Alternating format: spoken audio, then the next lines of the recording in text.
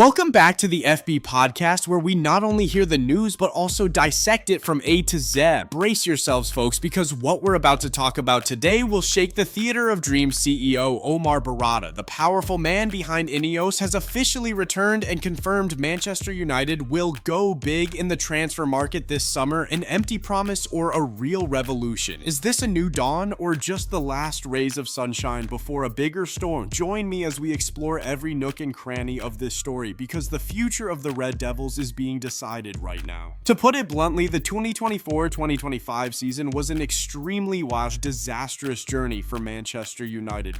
We have witnessed their worst season in the Premier League era, and for the first time in 50 years, the club has lost 18 games in a single season. A performance so dismal that no words can justify it. Even coach Ruben Amorim, who was appointed later, did not shirk responsibility. He looked straight at reality, saying that the problem did not lie in a specific formation like 3-4-3, but in a philosophy, a concept of how the team operates. Amorim wants his team to play more proactively, control the ball more, and be more offensive.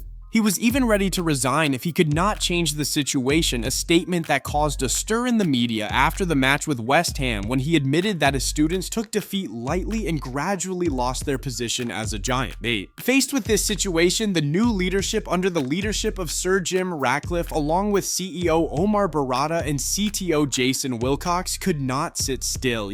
Immediately, they held an important meeting to talk about the situation of the club, dialogue with the fans to better understand their disappointment and commit to a strong comeback. Well, for professionals like them, understanding the underlying causes of the current situation is obvious. And all confirm that the summer transfer market is the place to build the foundation for a comprehensive rebuilding journey. Now, the most important thing now is the future of the club, and according to journalist David Ornstein of the Athletic Man Utd's board, have no intention of sacking coach Ruben Amorim, too. This is an extremely positive signal, showing stability and vision and no longer the midstream change as before. CEO Omar Berrada, who directly chaired the meeting, affirmed that the board of directors absolutely believes in Amorim's vision. They talk to each other often, and Amorim's relationship with Jason Wilcox is very good, right? Both have a shared vision of how they want the team to play and a clear idea of the players they need to bring into you. This shows a rare bond, no longer the everyone does it themselves style or the coach making transfer requests alone like in previous periods. And this is the key factor for a sustainable reconstruction. So what exactly are the transfer plans? Omar Berrada has hinted at an extremely explosive summer. So he stressed that the transfer market is the place to build the foundation for a comprehensive rebuilding journey. But more importantly, Man Utd will avoid repeating the mistakes of the past. They will not sign players just because the coach does not fit the long-term direction of the club. This is a direct and unmistakable reference to Erik ten Hag's reign when he kept bringing back old students or familiar elements for easy use. We have seen obvious examples like Antony or Malasha having no future, or Lisandro Martinez facing the problem of persistent injuries. Berrada frankly commented, "The risk is greater when there is a coach who does not have a clear idea of how the team plays." But with Amorim, we do not see that risk. Instead, Man Utd will focus on strategic signings, helping to build a stable system rather than serving the needs of individual coaches. 2. They are looking for versatile players who can adapt to different systems. Amorim also made it clear that the problem is not the 3-4-3 formation, but the philosophy and concept of running the team. He wants the team to play proactively, have a lot of ball possession, and be offensive. So they need players who fit this vision.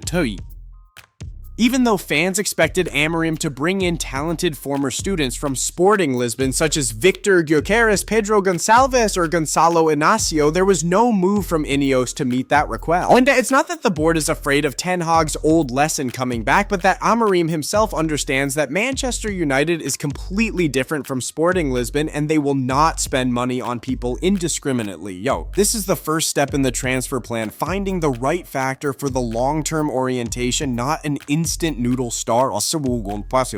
Although many fans may be skeptical and think these are just words to reassure the public after a poor performance against Southeast Asian and Hong Kong stars. But Omar Berrada insists the plan has been detailed for months, not a hasty move after defeats or the Europa League final.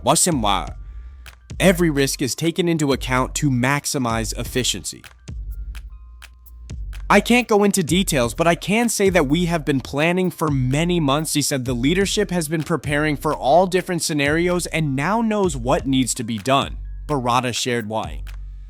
The good news is that despite not being in Europe next season, Berrada is confident that the club will be in a good financial position to invest in the squad. He affirmed that the board of directors is making every effort to get the best financial position. Amorim is somewhat more reserved due to concerns about financial fair play, FFP regulations, as well as not having a place in the European Cup. But that caution only strengthens his confidence in his certainty. Amorim understands the plan that Ineos has outlined, but his task is to create a united, stable team with a strong fighting spirit, while the transfer negotiations will be handled by the top management. Everyone has their own role to play, and the Trafford team need every member to perform at full capacity.